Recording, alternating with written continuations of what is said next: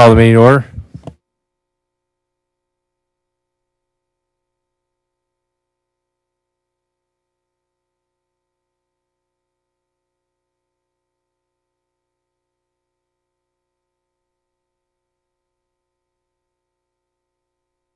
Are we posted properly? Meeting's been posted according to law. Roll call, please. President Johnson. Here. Trustee Renucci. Here. Commissioner Harding. Here. Commissioner Hayes. Here. Commissioner Letterhouse. Here. Commissioner Morath. Here. Commissioner Seeger. Here. I don't see anybody here for citizen participation, so before I read the spiel, we're good on that? Okay. We will skip that. Move on to approval of minutes for February 10th. Make it a motion to approve the minutes as presented. Questions or discussion or corrections? All those in favor? Aye. Aye. Opposed? Motion carries. All right, miscellaneous business. Item 1, conditional use for outdoor storage and wholesaling related to the construction of a new industrial building for property located on the northeast side of the cul-de-sac for South Executive Drive, bearing tax parcel number RA5122000002 MP Systems, Inc., Christopher Winsler, Bryan Building Corp. Agent, application 2025-04. So I will open the public hearing. We've got our memo here from Orrin. So Orrin, can you give us the background? Then we have the applicant here as well.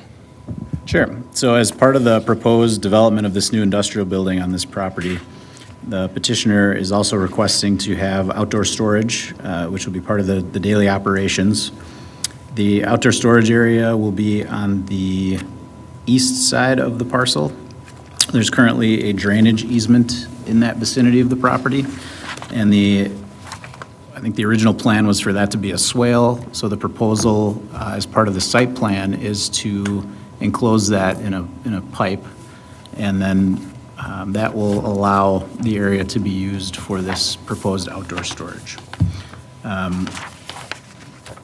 The overall area, about 25,000 square feet, 50 feet wide, 500 feet long. The area is going to be screened with an 8-foot-tall chain link fence with an opaque mesh screen.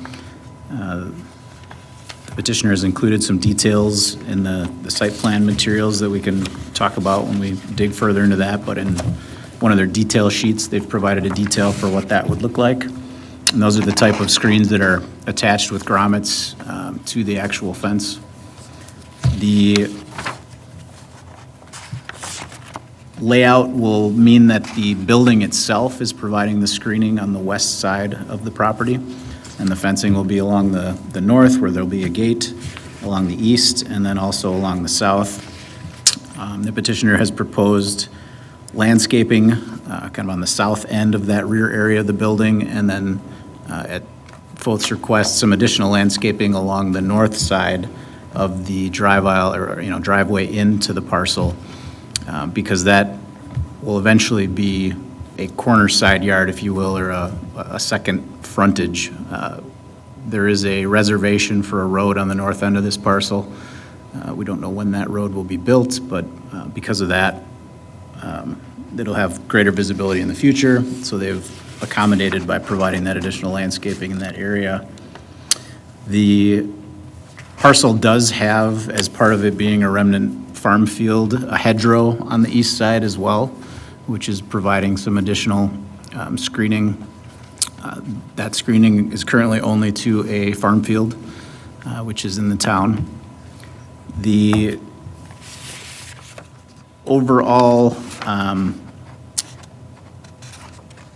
conditions for this CU are pretty straightforward and similar to what you saw for RP Nutrients, which was the last one of these that came before the Plan Commission. In this case, the parking area is being separated from the outdoor storage area by a proposed crosshatch striping that would run the whole length of the proposed outdoor storage area and provide a visual kind of separation from the overall maneuvering and movements going on in the rear of the building. The petitioner is present if there are specific questions for them. from their team. We've got Devin, Chris, and Kyle, all with Brian, who's developing this on behalf of the end user MP Systems, Inc. Any questions for Orin or for the applicant?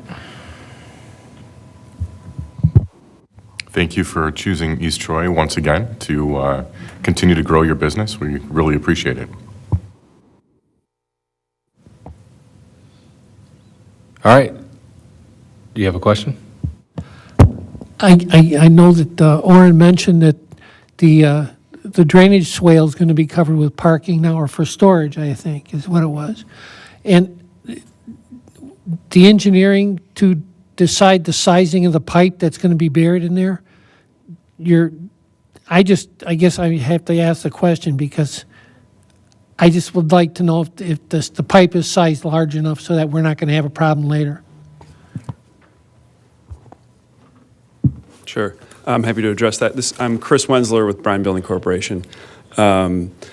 We did have a call today with Tim Lynch, and we talked about that. And as a part of engineering comments, he is requiring calcs for that. And so an initial size was put forward, and some initial calcs were completed. And so that's how we ended up kind of honing in on that 36 diameter pipe. And so that will be presented to engineering staff for final approval. But it was all based on engineering calcs. You good, 40? I guess I have to be. I'm not an engineer, so, I have to trust what they're saying. And again, it's a great development. I'm not trying to say no to it at all. I just want to make sure that we don't end up having a problem with water kind of flowing over your parking lot because the pipe is full. Sure, That's all. Understood. Other questions for the applicant or discussion? Okay, I'll close the public hearing. I make a motion to recommend to the village board approval of the conditional use request for outdoor storage for wholesaling related to the approximately 130,000 square foot industrial building for MP Systems, Include Inc. at South Executive Drive for MP Systems Inc. for the property located at South Executive Drive, RA 5122000002, subject to the 9 conditions listed. Second. Questions or discussion on the motion? All those in favor? Aye. Aye. Opposed? Motion carries. Thank you. All right. They get number 2 is theirs too. Site plan and architectural review for approximately 130,000 square foot new industrial building for light assembly and storage associated with the prefabrication of panels, electrical conduit components, and tooling packages for property located on the northeast side of the cul-de-sac for South Executive Drive, bearing tax parcel number RA 5122000002, MP Systems, Inc. Christopher Wensler, Bryan Building Corp., agent, application 2025-05. And this is not a hearing, so this is discussion and action by the Plan Commission. We've got the memo here from Orin. Orin, anything you want to highlight? I don't have too much to say outside of what's in the memo. This is a very nice building that's meeting all of the standards for the overlay zoning. All the design elements are there that need to be. The overall parking, lighting, all meeting village requirements. There's some wall signage shown that'll have to come back, for a sign permit approval. There's no proposed monument sign for this building. The property has 2 wetlands on it. One of those is proposed to be filled. It's under the 10,000 square feet, and the intent is to apply for a general permit, which they're already on top of through the WDNR, and then they'll have to get a jurisdiction, non-jurisdiction determination from the Army Corps of Engineers as well. So the site plan approval is proposed to be contingent on them getting those, various state and federal approvals for that wetland fill. They are, on the other hand, preserving a second wetland that's on the site, approximately just under 3,000 square feet. which will be kind of at the southwest corner of their development. So the wetland that will be saved will have a retaining wall, kind of between it and the building. And some of the trees that are out there will likely be spared as part of that if the grading plan allows for that. Overall, for industrial development, the tree protection standards do not apply. There's an exemption for industrial sites in the code for that. So if you look at the conditions, you'll find that condition related to it's condition number 11, just the petitioner obtaining necessary permits and approvals from the DNR and the Army Corps. The engineer did provide some comments today.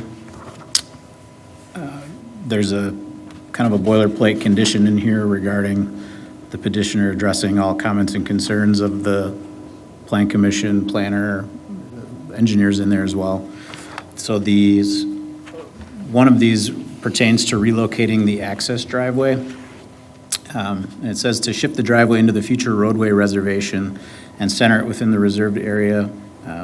This will move the driveway out of the building collapse zone, ensuring compliance with fire access requirements. The driveway should utilize a standard crown instead of the inverted design. And there's, 9 other conditions here, or 10 other conditions here as well.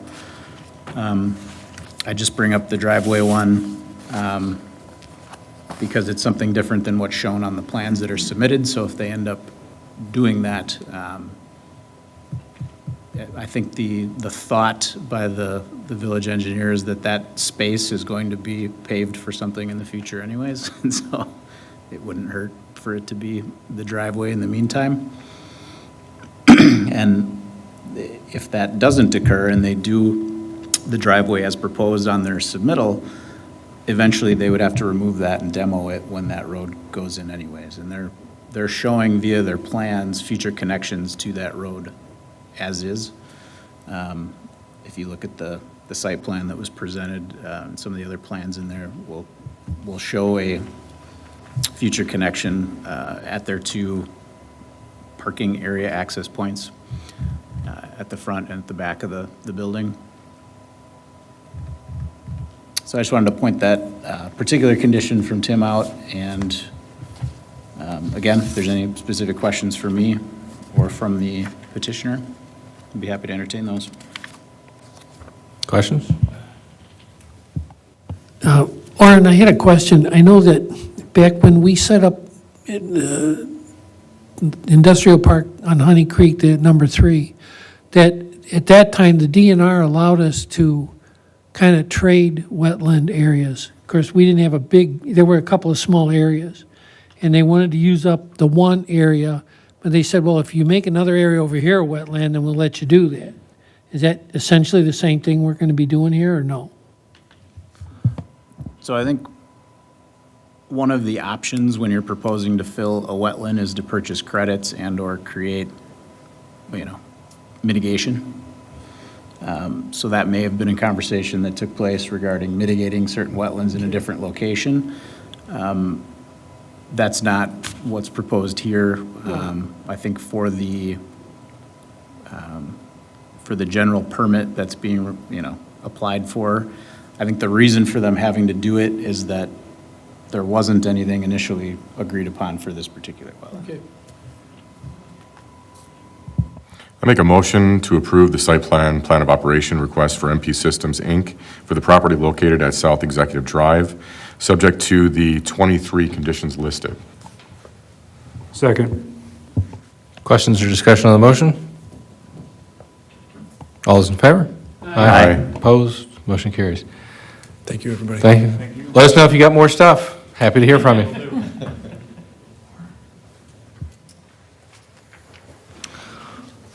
All right, we'll move on to item 3, discussion related to the 2-family residential planned use category from the village's comprehensive master plan.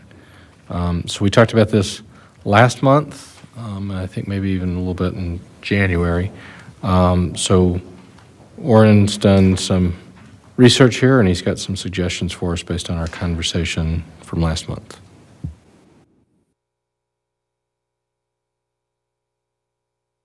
we did a little mapping.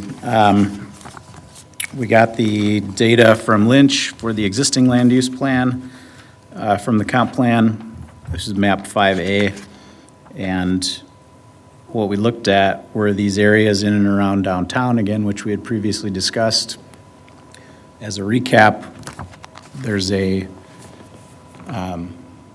slight discrepancy between properties that are zoned TR8, which allows single-family and two-family, and what the land use plan is for those.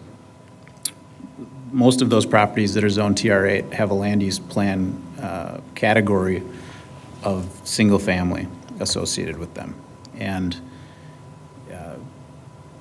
the two-family category in the comprehensive plan basically says that it's not mapped and that it's going to take place in these planned neighborhood areas, which are basically in the town on the west end of the village. And the fact that there, you know, I'm not saying that there's a significant amount of two-family that exists, but there's plenty of duplexes that are out there, right? And so I think it makes sense to have a land use that's consistent with what's there.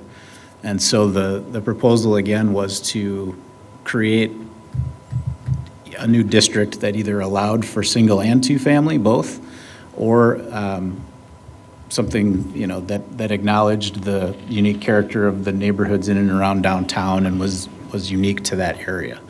And the Plan Commission, on general consensus, thought that the one and two-family residential option was the preferred option, and so that's what we've gone with. So we're proposing to add a new category. So there's an asterisk in the column on the right-hand side, the key, if you will, for this map that shows with cross-hatching a single-family and two-family residential district. And the areas that's proposed, how we chose those, we chose areas that were zoned TR8 and planned for single-family. And there are areas that are zoned TR8 that are planned for something else. Like as an example, there's a couple areas that are mixed residential. The mixed residential category allows for different types of residential densities. Again, the ones that were planned for single-family residential, Seward just allows for single-family, but it did bring up things other than single-family that were allowed. It just didn't specifically mention two-family. So the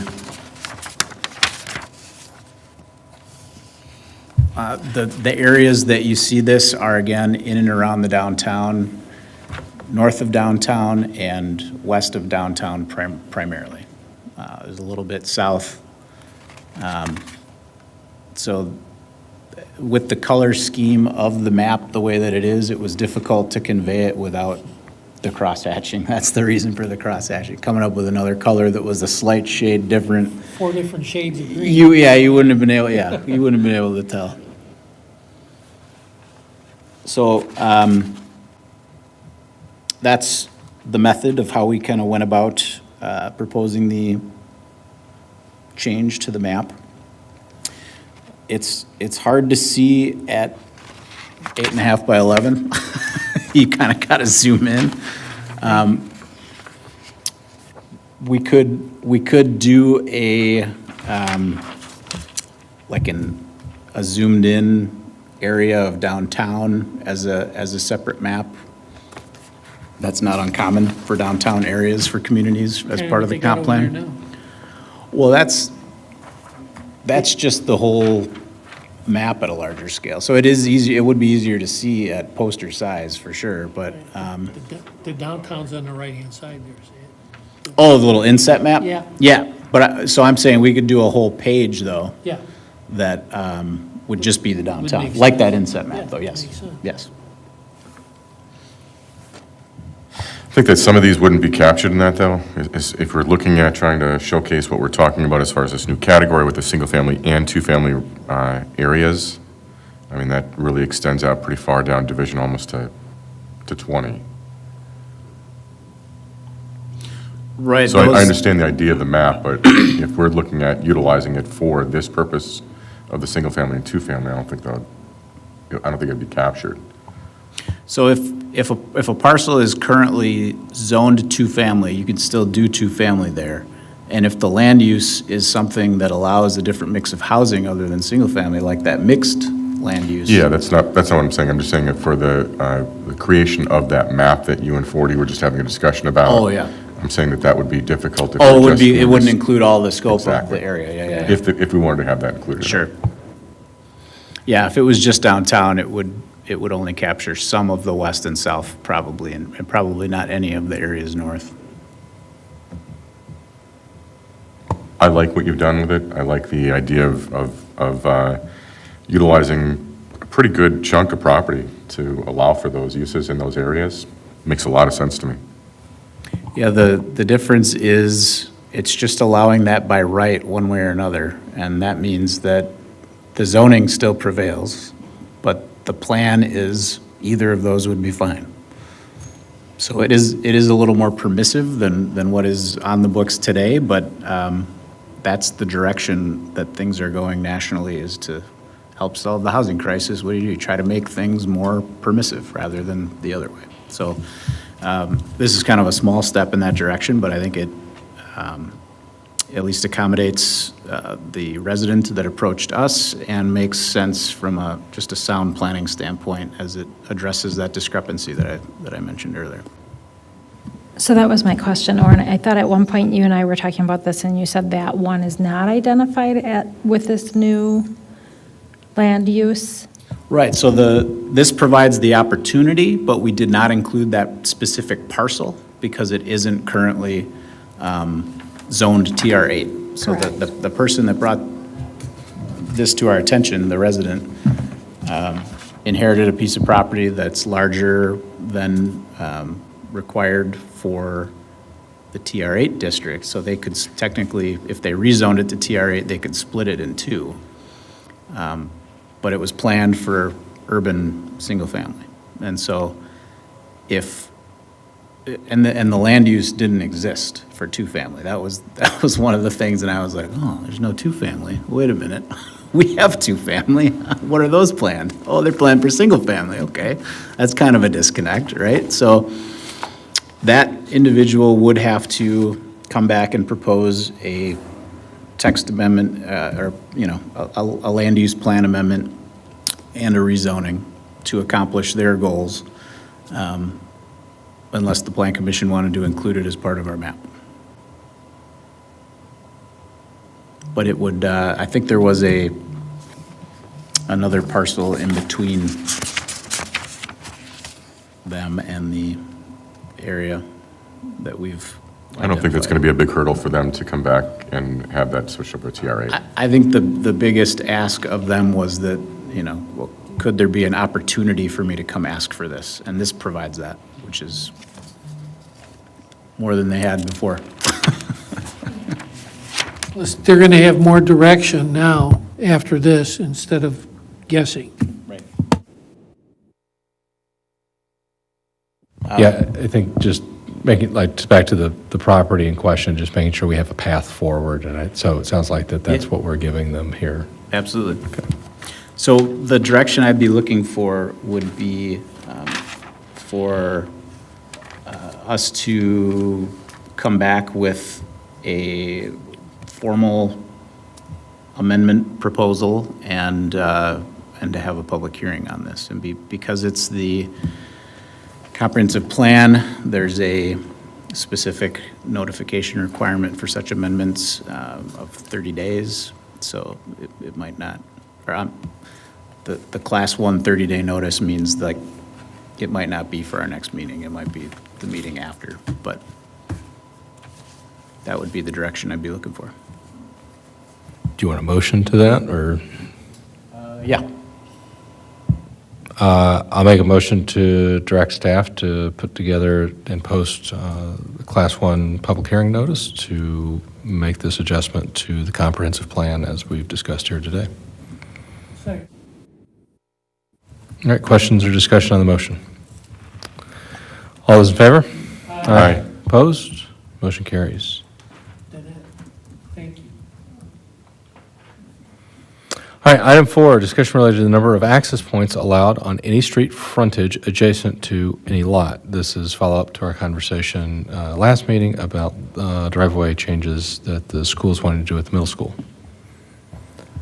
So we were looking to come up with some language that would provide greater flexibility to the Plan Commission in considering access for situations like the middle school. Again, it really isn't specifically for them. It will benefit them in their upcoming project, but it's come up several times already since in the short time that I've been here. Examples of parcels that, I said there's some industrial parcels, there's some institutional ones that are already out there that have more than two. In the middle school's case, that's a property that has two that's looking for a third, but there's already parcels out there that have more than two. So what I've provided, again, is just a layout of the way this appears currently at section 510-91D, and it's number 1, where we'd be looking to add at the end of this a sentence that says, upon petition, the Plan Commission may with good cause allow additional access points for non-residential uses based on a determination that the additional access points are warranted given the context of a particular property. The reason it says non-residential is that at number 4, it says for residential uses, 2 access points serving the same street frontage may be approved as a conditional use. So there's a little bit of a higher bar to get an additional access point for a residential property. And I just didn't want to confuse this with that or circumvent that process with this. So this language should be familiar to you. I borrowed it from a previous text amendment that was done for a different portion of the code, but I think it provides the latitude that is desired while still making sure that, there's some rationale behind the decision. I have one question, and I'm just curious because I've seen it happen before, that the village also has state and county highways in its integral part, being Highway 20, ES. But my point is that then, if I'm not mistaken, county supersedes some of this, does it not? And I think is it in there? The only thing we can do is what's within our jurisdiction. Right, I understand, but I just didn't want somebody to read this thinking it would be okay without knowing they have to go to county, that's all. Right, so I think the key there is that the second sentence still says, said access shall require approval by the Director of Public Works. So that's going to remain. And he's going to be the individual best suited to tell a petitioner whether it's the village's jurisdiction or if it's the state or the county. That's fine. And so As long as they know. their jurisdiction will still trump, and that's usually one of the first things that comes up at our staff development meetings. If it's not our jurisdiction, we make sure that's clear to the petitioner that that's one of their first steps, will be to reach out to inquire about access.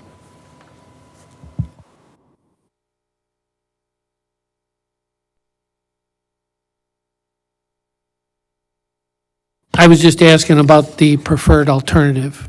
That's, Yep, so that was, Forty's looking at the image from the packet materials from our February meeting, which included that preferred alternative from the consultant working for the middle school. So for this one, again, I would be looking for direction via a motion from the Plan Commission to bring back this language, if it's amenable to the Plan Commission, in the form of an ordinance, and to schedule a public hearing for the April meeting.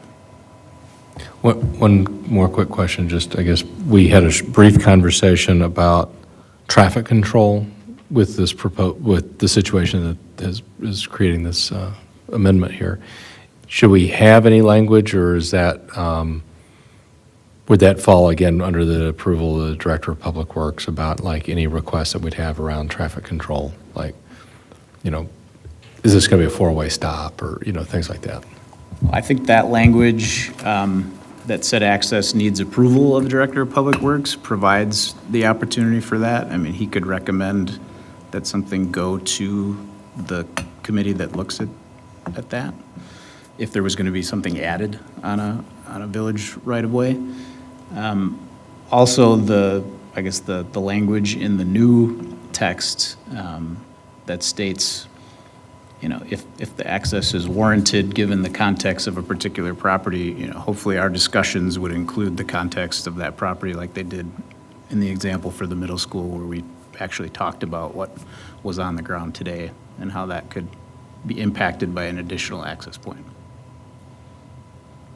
I would make a motion to approve the verbiage and under 51091D, number 1, for staff to complete that for our changes and go to a public hearing afterwards.